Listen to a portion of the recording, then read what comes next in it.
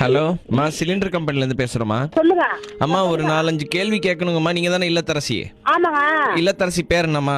லதா.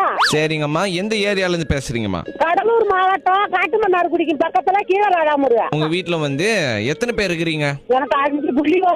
5 புள்ளிங்களா? மொத்த வீட்ல எத்தனை பேர் இருக்கிறீங்க? 5 புள்ளியோ எல்லாருக்கும் கல்யாணம் பண்ணி வச்சு ஒரு பையன் கல்யாணம் பண்ணாத இருக்கான்.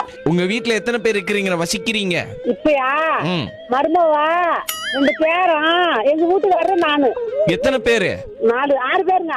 6 பேரு. இதத்தான் அப்ப இருந்து கேக்குறேன். 6 பேரு. சரி, உங்க வீட்ல சுடு தண்ணி வைக்கிற பழக்கம் உண்டா? ஆமாங்க, எப்போதுமே நாங்க சுடு தண்ணி தான் குளிப்போங்க, சுடு தண்ணி தான் குடிப்போங்க. அது வந்து கேஸ் அடுப்புல வைக்கிறீங்க இல்லையா? வெறும் அடுப்புல போட்டு வச்சிருவோம். பொய் சொல்லாதீங்க. இல்லைங்க, வெறும் அடுப்புல போட்டு வச்சிருவோம். இல்ல இல்ல இல்ல இல்ல உங்க கேஸ் சிலிண்டர் இருக்குது இல்லீங்களா? சிலிண்டர் இருக்கு, ஆனா சிலிண்டர்ல போட மாட்டோங்க.